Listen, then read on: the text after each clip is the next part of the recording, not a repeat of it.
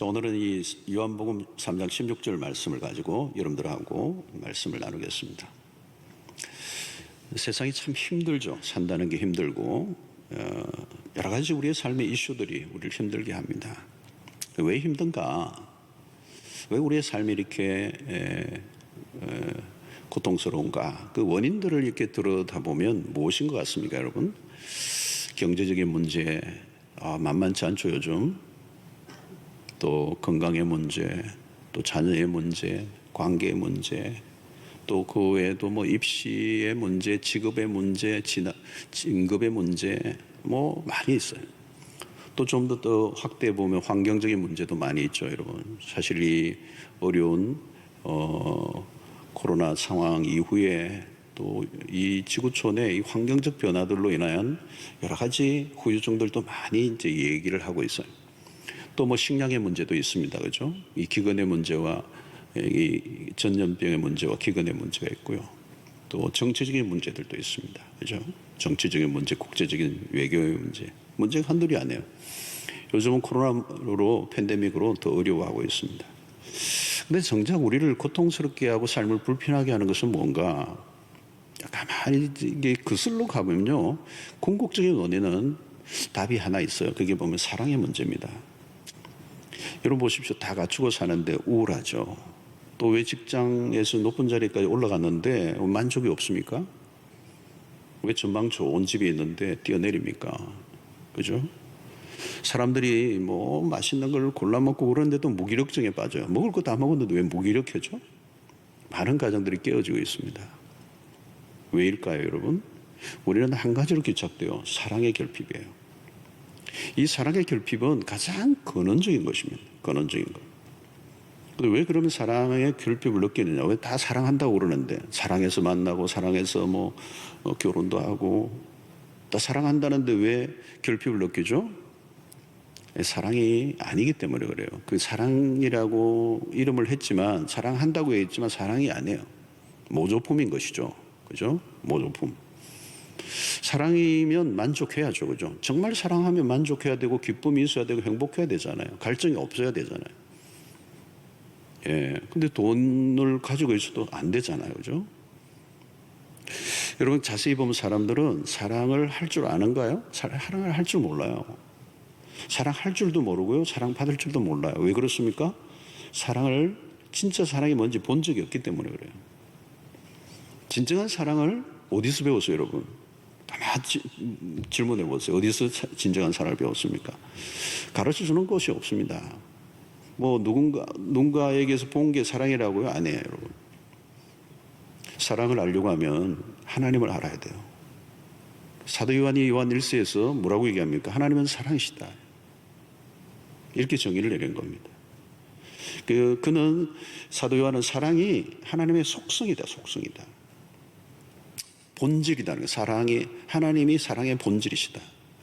그러니까 하나님을 알지 못하면 사랑을 알 수가 없는 겁니다. 또 사랑을 모른다면 역시 그냥 하나님을 안다고 얘기할 수가 없어요. 우리가 하나님을 알기 전에는 사랑이라는 게 숨겨져 있는 겁니다. 자세히 보시면 여러분 하나님이 사랑을 우리에게 보여주기 전에는요 사랑은 다 숨겨져 있는 거예요. 시크릿이에요. 비밀이에요. 근데 하나님이 우리에게 사랑을 보여주신 사랑은 여기 있다는 거죠. 비로소 우리는 그 하나님을 통하여 사랑이 무엇인가를 알게 된 것입니다. 오늘 요한복음 3장 16절은 성경 전체가 말하고 하는 핵심이 한 구절 안에 담겨 있어요. 성경이 다 불에 타도 이 한 구절만 남아 있으면 하나님을 알 수 있고 구원의 길로 이끌 수 있는 아주 심오한 메시지가 이 안에 있다네.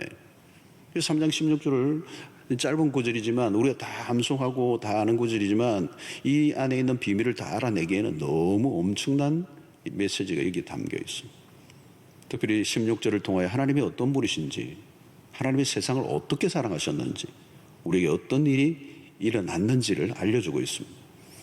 오늘은 하나님 보여주신 사랑에 포커스를 맞추고 이 16절을 살펴보려고 합니다. 하나님이 우리에게 보여주신 사랑은 어떤 것입니까? 첫 번째는 주는 사랑이죠. 16절에 두 동사가 있습니다. 하나는 이처럼 사랑하다는 것. 두 번째는 독생자를 주셨다는 주신다, give라고 하는 동사예요. 여기서 하나님의 사랑은 독생자를 주심으로 구체화된 것입니다. 이 사랑이 동사라고는 표현을 우리가 많이 쓰잖아요. 사랑을 구체화하신 거죠. 추상적이잖아요. 사랑은 추상적이잖아요, 여러분. 사랑은 지식적인 사랑이 아니에요. 플라토닉 러브 뭐 그런 얘기 하잖아요. 그건 진정한 사랑이 아니에요. 철학적이고 관념적인 사랑이죠. 사랑에 대한 책을 100권, 1000권 읽었는 것과 사랑을 직접 경험해 본 것은 다른 것입니다. 하나님의 사랑의 속성은 무엇으로 나타났습니까? 주는 것으로 나타났다. 여러분, 이것이 세상의 사랑과의 차이입니다. 여러분, 세상도 사랑을 하죠. 그런데 그 사랑의 특징이 뭐죠, 여러분? 일반적으로 세상의 사랑의 특징은 give and take라고 그래요. 주고 받는 사랑이라는 거예요. 여러분, 이 공식이 적용되지 않는 사랑이 없어요. 전부 다 주고 받고예요. 주고 받고 주고 받고 주고 받고 하는데 여기 주고 받는데 문제가 생기면 사랑 깨지는 겁니다. 솔직히 얘기하면 받기 위해서 주는 거예요. 주는 게 먼저 이게 받으려고 주는 거예요, 사실은. 베풀기도 하지만 받으려고 주는 것이죠. 처음에는 아주 숭고하고 고상하게 출발하지만 우리의 인간의 내면 속에는 이기적이에요. 자기중심적이에요. 내가 베풀고 사랑을 주어도 계산을 늘 하고 있는 겁니다. 왜 상처를 입죠? 나는 한다고 하는데 상대로부터 돌아오는 것이 없을 때, 내가 기대하는 만큼 돌아오지 않을 때, 왜 나의 사랑을 몰라주느냐? 왜 내가 당신을 위해서 얼마나 희생을 했는데, 딱 그 얘기 아니죠, 상처가? 부모는 자녀에게 실망을 다 하고 있어요. 만나보면 자녀는 또 뭐예요? 부모에게 상처를 입었어요. 아내는 남편에게요. 남편도 아내에게 실망하고 상처를 입는 거죠. 내가 준 만큼 돌아오지 않을 때 실망한다는 거죠. 그건 각자의 계산이 다 다른 거거든요. 여러분, 우리가 이 세상을 사람들을 만나보면 상처가 없는 사람 별로 없어요. 그 내면의 깊은 상처들이 다 있어요. 홀트를 당한 거죠. 왜 그렇습니까? 자기 중심성 때문에 그래요. 다 자기 중심적으로 해석하는 거거든요. 나는 이만큼 줬다고 얘기하는 거예요. 근데 상대는 요만큼 받은 거예요. 여러분, 이게 사람이 처음에는 순수하게 다 시작하지만 계속되면 그 순수도 다 사라져 버립니다. 이기적인 사랑의 특징이 뭐예요? 그 안에 끊임없이 자기중심, 봉사를 하면서도 이기심이 끼어드는 겁니다. 나에게 유익한 것을 찾죠. 나도 좋고 너도 좋은 걸 구하는 겁니다. 무엇인가를 기대해요. 기대가 크면 클수록 어때요? 실망이 큰 것입니다. 그러나 하나님이 우리에게 보여주신 사랑은 전혀 다른 거예요. 주는 사랑이에요. give and take가 아니에요. 오늘 3장 16절 핵심 동사는 독생자를 주셨으니 하고 이 주다라고 하는 이 단어. 이 주다라고 하는 이 단어는 헬라의 원어적으로 의미에 보면 하나님의 의지가 담겨 있는, 그 의지는 굉장히 강한 의지예요. 그리고 자발적인 사랑의 행위예요. 상대의 반응에 따라 내가 줄 건가 말 건가를 결정하는 그런 주도가 아니에요. 오락가락하는, 상대의 반응에 따라 오락가락하는 행동, give and take를 하는 그런 행동이 아니고 주는 사랑이에요. 그러니까 하나님의 사랑은 give and give예요. 진짜 사랑은 그런 것이죠, 여러분. 여러분, 세상에서 이런 사랑을 만나본 적이 있습니까? No way, 없어요, 여러분. 하나님 우리를 사랑하시는 것은 그거죠. 성경에서 만나는 하나님은 끊임없이 주시는 분이에요. 그리고 우리는 받는 쪽이죠. 지금도 하나님은 우리에게 사랑을 베풀고 또 베풀어 주십니다. 하나님은 계산 없는 사랑이에요. 보상을 기대하지 않아요. 하나님의 계산이 들어가고 보상을 기대했다면요, 베풀 수 없어요. 그리고 우리는 그 사랑에 반응할 수도 없어요. 너무 크기 때문에. 하나님의 사랑은 주고 또 주고예요. give and give, give, give예요. 여러분, 오늘 우리가 존재하는 이유는 하나님의 주신 사랑 때문에, 주시는 사랑. 우리가 가진 모든 것들은 하나님으로부터 온 것입니다. 우리는 하나님으로부터 사랑이 무엇인가를 경험한 것이죠. 자, 그러면 여러분, 우리가 하나님으로부터 사랑을 배운 사람들은 다르죠. 무엇을 배웠습니까? 주는 사랑이에요. 더 이상 받으려고 몸부림치지 않는 것. 다른 사람이 나에게 사랑을 베풀든 베풀지 않든, 반응하든 안 하든, 합당한 어떤 것이 돌아오든 오지 않든 상관없는 거죠. 여러분, 받고자 할 때 우리의 삶은 늘 목이 말랐어요. 늘 상처고요. 그러나 주는 사랑으로 바뀌면요, 더 이상 상처를 받지 않습니다. 사랑을 받고자 하는 삶은 결핍과 갈증에서 벗어날 길이 없어요. 하나님의 사랑을 받은 사람은 이미 충분히 채워진 삶을 살죠. 상대가 어떻게 반응하든 나는 베푸는 자로 사는 거죠. 놀라운 변화예요. 여러분, 하나님으로부터 배운 사람의 방식을 한번 실천해 보십시오. 받는 것보다 주어 보십시오. 받는 것보다 주는 자가 복이 있다고 그러시죠. 하나님의 사랑을 경험하고 나면 특징이 있어요. 계산력이 떨어져요. 계산을 잘 못해요. 아니, 계산을 안 해요.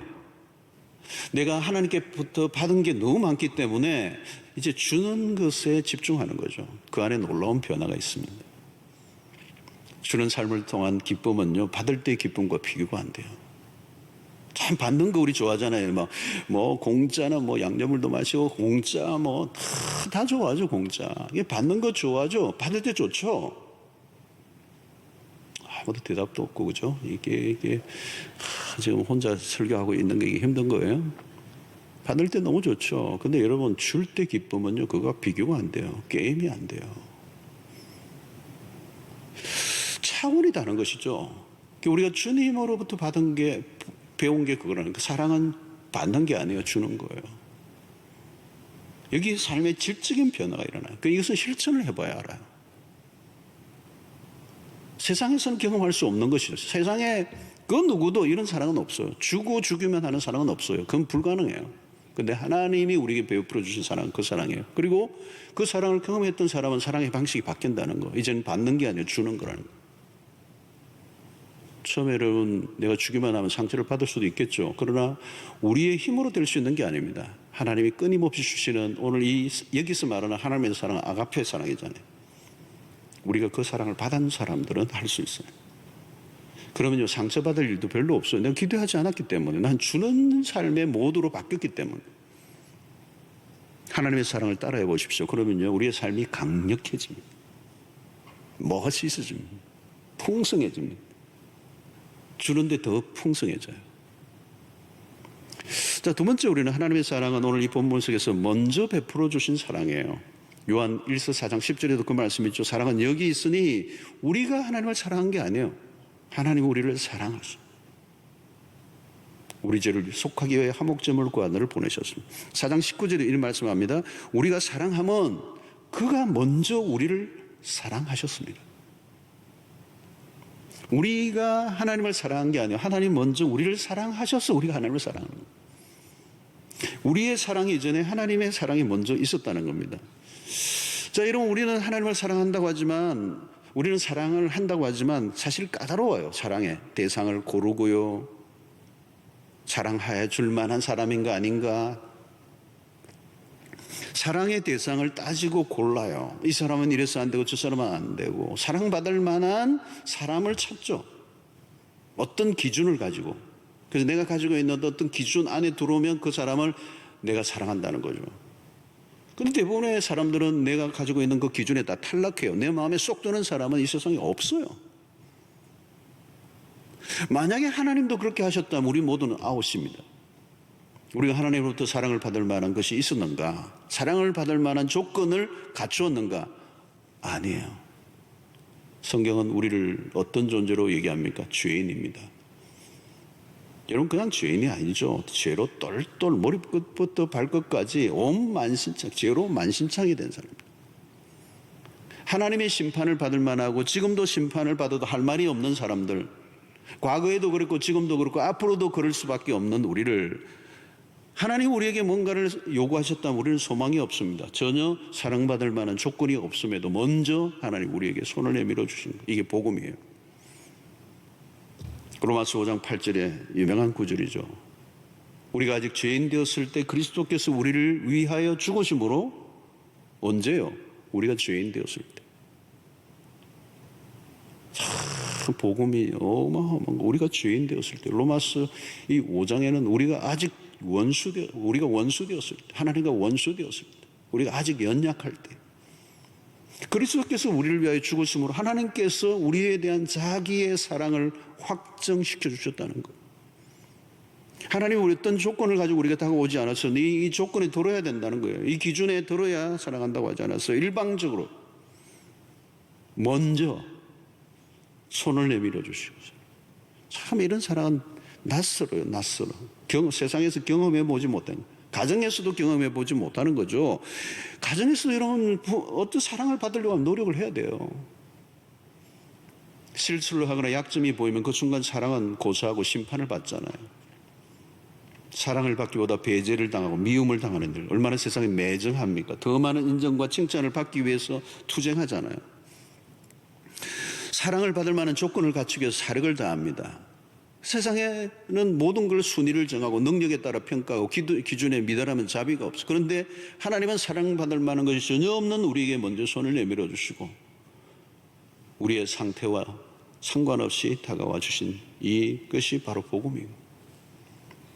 여러분, 예수님의 제자는 예수님께 십자가에 매달리실 때 도망을 쳤어요. 그토록 애정을 당해 돌보신 제자들이 배반을 합니다. 여러분, 믿음이 없으면 인간적인 의리라도 있어야 되는 거 아니에요?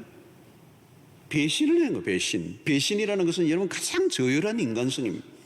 그것도 모시던 스승이 가장 힘들고 외로운 순간에 배신하고 도망쳤습니다. 이 정도면 여러분 우리의 인간관계에서는 끝난 겁니다. 끝난 거. 더 이상 뭘 전전하겠어요. 근데 부활하신 예수님은 디베랴 바닷가의 제자를 다시 찾아오세요. 찾아온 것도 아니에요. 용서를 빌려 온 것도 아니에요. 그냥 가지 않고 먹을 거 투고해가지고. 여러분, 내가 나를 사랑하느냐, 사랑을 확인하시는 희한한 광경들입니다. 이 세상에서 볼 수 없는 거. 탕자의 비유에서도 마찬가지죠. 탕자의 비유를 보면 아버지는 이미 아들을 용서하고 기다리고 있는 거예요. 회개하고 용서를 빌기도 전에 기다리고 계셔요. 먼저, 이 하나님의 먼저 주시는 사랑. 이것은 어떤 종교와 근본적으로 차이점이 있죠. 일반적으로 모든 종교는 무엇인가를 갖추어 신에게로 도달해 가려고 하는 것입니다. 그래서 인간의 노력이 강조되죠. 이 기독교는 종교가 아닙니다. 인간의 편에서 자격을 갖추어 하나님에게 신에게로 도달하려고 하는 그런 노력이 아니라 하나님이 인간이 되시고 우리 가운데 찾아오신 거예요. 아무리 우리가 노력을 해도 우리에게는 선한 게 하나도 없어요. 사랑받을 만한 자격을 갖춘 게 없어요. 근데 먼저 하나님을 사랑하시고 먼저 다가오시고 먼저 독생자를 우리에게 내보내시고 구원의 길을 열어주신 것입니다. 이것이 복음 중에 복음인 것입니다. 사랑하는 성도 여러분, 오늘 이 제자들 잘못했으니 용서를 빌려와도 부족한데 주님은 기다리고 계시는 분이 아니에요. 다가가셔요. 여러분, 세상이 얼마나 살벌합니까? 얼마나 매정합니까? 성경을 보면 그런데 하나님은 전혀 달라요. 마치 빚진 자처럼 우리에게 구애하시는 분. 사랑을 받을 만한 조건을 전혀 갖추고 있지 않음에도 사랑을 베풀어 주시는 하나님. 여러분, 아가서를 보면 가장 리얼하게 하나님의 사랑을 표현하고 있습니다. 술람미 여인은 솔로몬의 사랑을 받을 만한 조건을 전혀 갖추고 있지 않는 비천한 여주인이에요. 밭에서 일을 해서 너무 오랫동안 밭에서 하루 종일 일을 하는 여종이라 얼굴이 새까맣게 탄 볼품이 없는 왕의 사랑을 받을 만한 어떤 것도 갖추고 있지 않은데도 불구하고 솔로몬은 그 술람미 여인을 그처럼 열정적으로 다가가죠. 이해하기 어려운 사랑이에요. 신비로운 것입니다. 하나님 우리를 사랑하신다는 것, 우리를 먼저 사랑하신다. 아무 사랑받을 만한 자격과 조건과 상태가 아님에도 불구하고 그저 나를 사랑하신다는 것.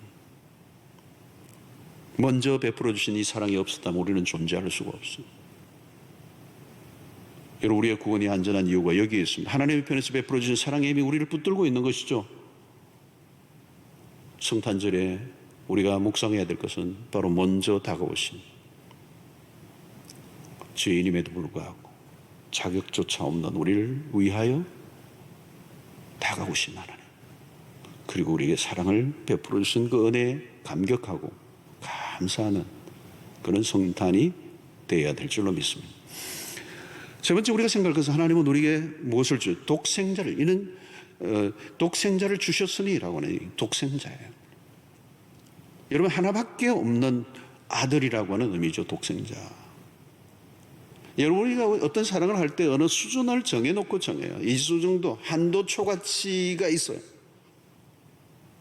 세상에서 만나는 가장 큰 사랑이 부모의 사랑이죠. 그러나 부모의 사랑에 눈물 겪고 대단하지만 거기에도 여러분 한계치가 있어요. 어르신들 보니까 어느 자식, 이 자식이 여러분이 있는데 어느 자식이 제일 좋은가 물으니까 용돈 많이 주는 자식이라더라. 부모의 사랑에도 한계가 있어요, 여러분. 진짜 사랑은 하나님의 사랑. 그 사랑은 독생자를 주신 사랑. 그 말은 모든 것을 내어주신 사랑이에요. 여러분이 아들을 내어주신 사랑은 압도적인 것입니다. 비교 불가해요. 우리의 삶에 가장 중요한 것은 뭡니까, 여러분? 귀한 것들이 많죠. 아무리 귀중하고 애착을 가지는 것이라도 가장 귀중한 것은 사실 자식일 거예요. 결혼해 본 사람들은 이 자식과는 바꿀 수 있는 게 없죠.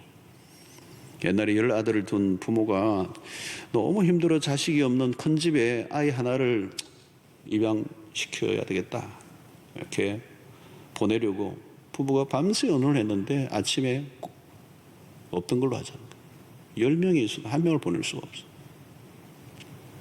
독생자를 주셨어요. 어떤 메시지가 담겨 있습니까?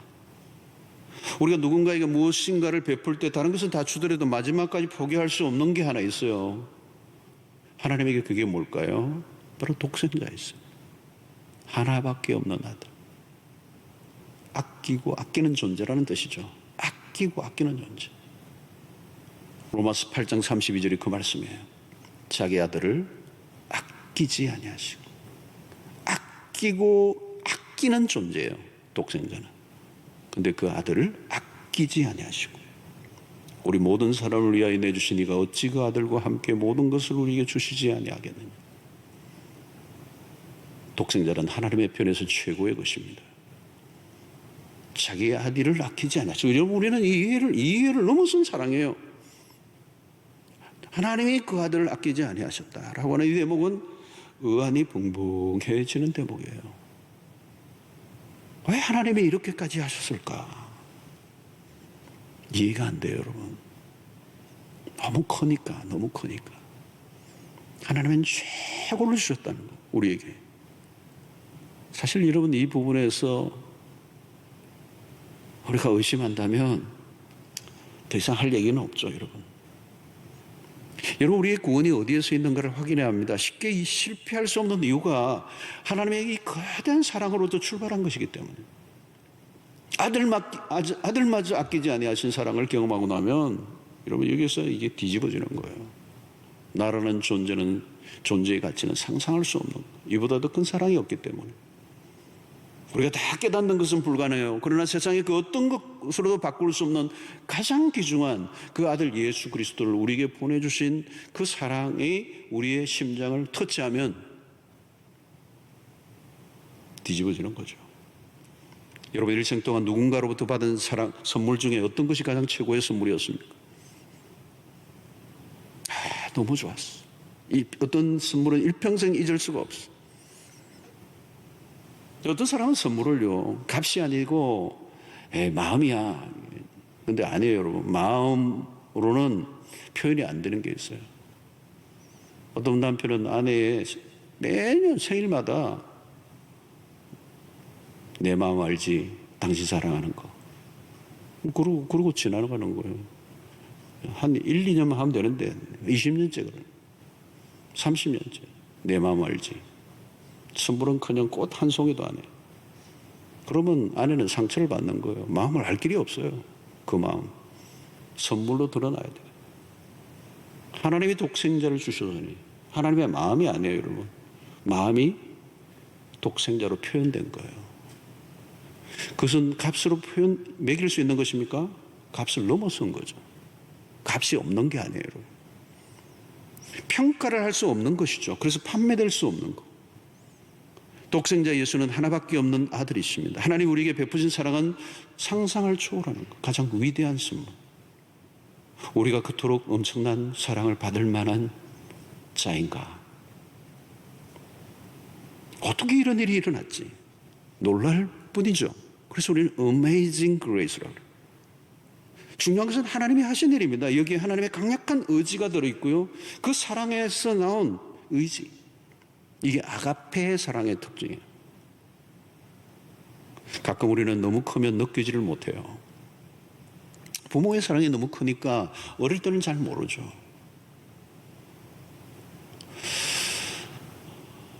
근데 철이 들면 조금 알아요. 그리고 아주 알면 그분 안 계세요, 부모님들. 대부분 그렇죠. 왜요? 사랑이 너무 크니까 어릴 때는 그걸 모르는 거죠. 여러분, 세상에서도 우리가 누리는 것들 중에 너무 거대한 것은 잘 인식하지 못해요. 지금도 여러분, 우리가 물, 공기, 빛, 매일 먹는 밥, 쌀, 너무 엄청난 거죠. 그거 없으면 하루도 존재할 수 없는 거잖아요. 우리가 물이든 공기든 빛이든 밥이든 하루도 없으면 우리는 못 살아요. 한순간도 없이는, 그게 없이는 존재할 수 없는데 우리는 그게 너무 크니까 그 존재를 몰라요. 물이 얼마나 귀중한지 우리는 이런 좋은 나라에서 막 수돗물이 펑펑 나오니까 모르잖아요. 아프리카 가보세요. 제가 아프리카 가보니까 사막에 가니까 진짜 물이 없어요. 흙탕물을 천리막 어디서 그냥 길러 와, 애들이 그냥. 그것도 흙탕물. 제가 거기서 한 2박 3일 있다가 바깥으로 나가가지고 중간에 나온 유엔이 세운 어떤 막사로 들어가가지고 거기서 물을 마시는데 눈물이 팍 쏟아지더라고. 집에 가서 샤워를 하는데 막 이게 막 환희. 아프리카 갔다 오니까 샤워를 하는데 환희해져서 환희. 그랬어요. 근데 여러분, 여기서 뭐 그 느낍니까? 물이지 뭐. 여러분, 부모의 사랑이 얼마나 크나요? 근데 여러분, 하나님의 사랑은 그것과 비교가 안 되잖아요. 비교가 되는 게 있으면 알기 쉬운데 비교가 안 되잖아요. 그 독생자 주신 그 미친 사랑. 근데 여러분, 이것이 어느 날 한번 이 사랑에 내가 한번 빠지면 헤어나오지 못해요. 기절해요. 너무도 황홀한 사랑이기 때문에. 그 사랑과 마주치면 포로가 됩니다. 이보다 더 큰 사랑이 없기 때문에. 성탄절이 바로 그런 날이에요. 하나님의 아들 예수 그리스도 이 땅에 보내신 그날, 독생자를 주셨으니 하나님으로부터 이 사랑을 경험한 사람은 뒤집혀져요. 삶의 모든 것을 송두리째 다 흔들어 놓아요. 여러분, 우리의 삶을 움직이는 힘은 돈이 아닙니다. 사랑입니다. 가장 강력한 힘은 사랑입니다. 여러분, 어떤 젊은이에게 사랑하는 사람이 생기면 그 순간부터 사람이 막 싹 달라지잖아요. 늦잠만 자던 친구가 여자친구 만나면 새벽에도 벌떡 일어나요. 무서워요. 집에서는 불불 춥다고 떨다가 데이트할 때는 막 영하의 날씨도 외투를 벗어서 상대에 막 입혀주고, 안 먹어도 배부르고, 주머니 돈은 막 있는 대로 다 쓰고. 엄마의 말은 듣지도 않던 친구가 여자 말 한마디면 꼼짝 못하고, 엄마가 보면 속이 뒤집어지죠. 사랑의 힘은 위대한 거예요. 우리의 삶을 바꾸는 것은 사랑이에요. 사랑을 풍성히 경험하고 나오면 죽어도 여한이 없다는 생각이 드는 거죠. 한마디로 미치는 겁니다. 우리가 처음 예수를 믿었을 때 그랬습니다. 그 사랑이 너무 강력해서 미친 듯이 행동했어요. 이런 사랑을 하려고 애를 쓴다고 사랑이 되는 게 아니에요. 진짜 사랑을 경험하고 나면 저절로 사랑이 나와요. 십자가 사랑을 경험한 신자는 다르죠. 여러분, 한 번 전 그리스도를 위해서 내 삶을 송두리째 드리고 싶은 마음이 든 적이 있습니까? 바로 그거예요. 그거. 그냥 결단이 되는 거예요. 인간 내 결단이야. 우리의 의지로 되는 거예요. 하나님의 사랑에, 이 독생자를 주신 사랑에 한번 부딪히면 저절로 나오는 반응이에요. 너무도 큰 사랑을 받았기 때문에 정신이 없어요. 약간 맛이 간 것 같이 행동을 해요. 다른 사람이 보기에는 틀림없이 그래요. 평소에 안 하던 말도 하고요, 행동도 하고요. 가버린 거죠. 이 거대한 용광로, 사랑의 용광로 안에 푹 빠져버린 거예요. 여러분, 신앙은 하나님을 향해 마음이 활짝 열려야 가능합니다. 마음의 문은 이 십자가, 독생자를 주신 이 아들의 주신 그 사랑으로, 하나님의 사랑을 알고 나면 마음이 활짝 열립니다. 헌신이라는 것이 우리에게서 나온 것이면 오래 못 가요. 그러나 하나님의 사랑의 불꽃에 접촉해 본 사람이라면 헌신은 매우 자연스럽다. 미친 헌신이 나오죠. 미친 헌신이 나오죠. 여러분, 이 독생자의 사랑을 경험한 사람이 형식적인 신앙이 가능하겠습니까? 여러분 무엇을 하려고 애를 쓰지 마십시오. 하나님의 사랑에 단검질 하시면 돼요. 저는 지금까지 목회를 해오면서도 동일한 목회의 방식이 늘 그랬어요. 저도 저 자신이 마찬가지고 우리 성도들을 다해서 마찬가지. 그리스도의 그 사랑, 하나님의 사랑, 그 십자가의 사랑,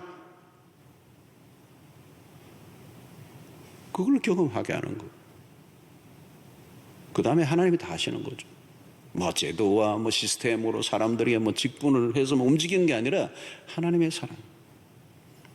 사랑에 빠지지 않으면 종교생활이 되고 밋밋하고 재미없고 경계선 정해놓고 적당히 눈치껏 사는 거 너무 재미없잖아요, 여러분. 사랑의 세계로 들어가면 그런 게 없잖아요. 경계선이 무너져 버리잖아요. 어디에선가 에너지가 막 쏟아져 나오는데 끝이 없이 흘러나오는. 내가 주님을 사랑하기 때문에.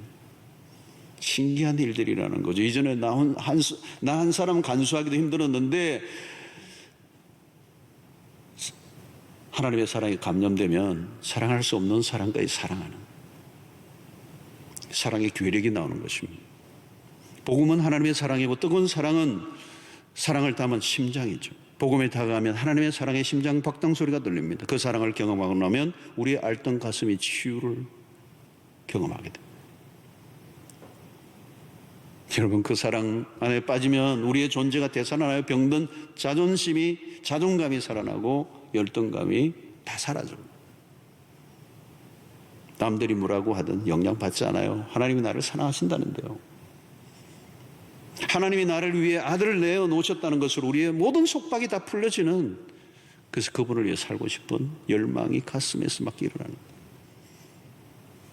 그래서 하나님의 말씀이 귀에 들어오기 시작하고 예배를 드리는 게 그렇게 즐겁고 성경을 읽는 게 그렇게 즐겁고 하나님이 나를 사랑하신다는 그 음성이 그렇게 감미로운 것입니다. 사랑하는 성도 여러분, 성탄절이 하나님의 사랑에 젖어보는 시간들이 되시기를 바랍니다. 코로나로 인하여 세상에 얼어붙어 있습니다. 어느 때보다도 우리는 힘든 시간을 보내고 기쁜 소식이 없는 때를 살고 있습니다. 모두가 힘들어요. 지금 우리에게 필요한 것은 백신도 필요하지만 그것보다 더 긴급한 것은 하나님의 사랑이, 허접한 사랑이 아니라 진짜 사랑이 우리에게 필요한 것입니다. 우리는 존재론적으로 외롭고 삶은 고통입니다. 우리는 모두 내가 누군가에 대한 정체성의 혼란을 겪으며 살아갑니다. 아무리 채우려고 해도 채워지지 않는 이유는 거짓된 사랑을 경험하고 있고 그것을 찾고 있기 때문입니다. 우리의 빈 가슴을 채워줄 수 있는 유일한 힘은 하나님의 사랑밖에 없습니다. 남편도 아니에요, 아내도 아니에요, 자녀도 친구도 돈도 아닙니다. 하나님의 사랑만이 우리의 영혼을 충분하게 채워줄 수 있습니다. 어떤 사람은 이 진리를 모르기 때문에 일평생 고생하는 거예요. 방황하는 거예요. 방황하는 이유가 뭘까요? 사랑이에요. 사랑. 사실은 대개는 일평생 빗나간 탕자처럼 살고 평생이 사춘기 아이처럼 살아가요. 막 헤매는 거예요. 늘 헤매는 거예요. 늘 헤매는 발걸음. 탕자는 아버지의 사랑으로 충분한 거예요. 아버지의 품에 안기는 것으로 끝난 거예요.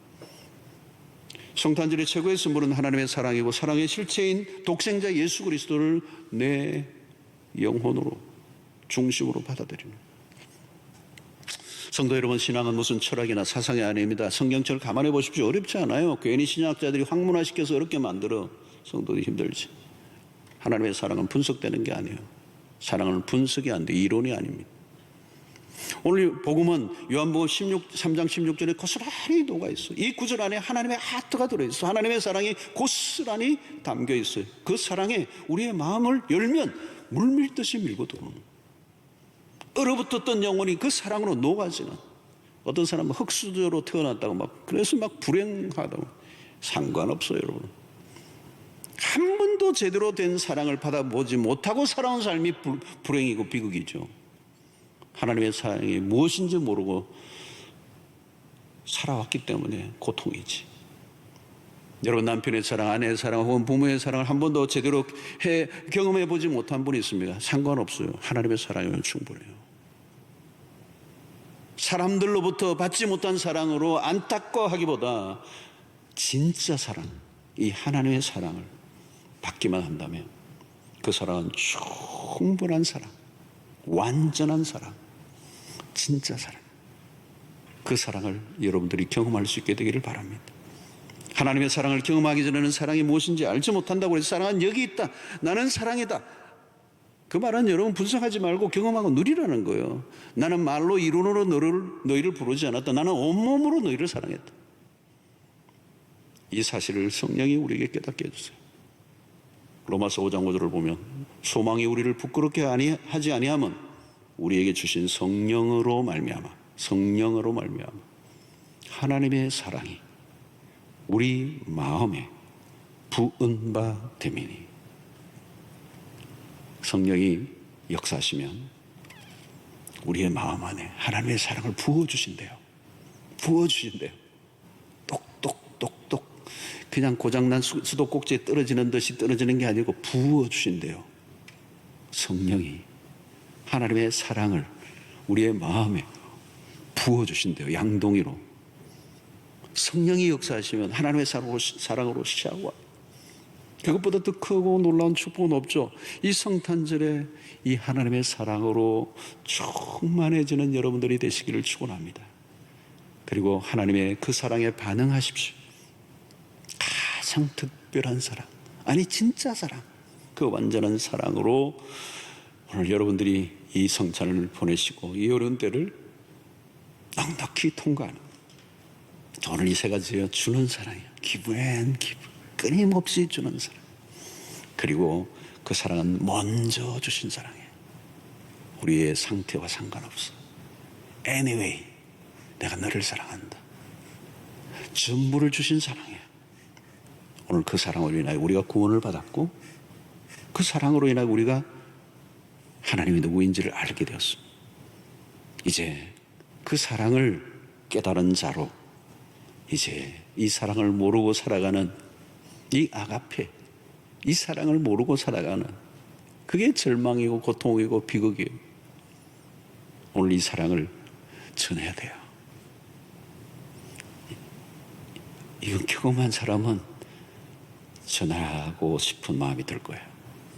이 하나님의 완전한 사랑을 여러분들이 이 성탄에 마음껏 만끽하시고 또 이 사랑을 널리 전하는 여러분들 되시기를 주의 이름으로 축원합니다. 기도하겠습니다. 하나님 아버지, 하나님이 오늘 우리에게 이 성탄에 그리스도가 오심을 기뻐할 뿐만 아니라 그리스도를 통해 보여주신 하나님의 사랑이 얼마나 크고 얼마나 놀라운 것인가를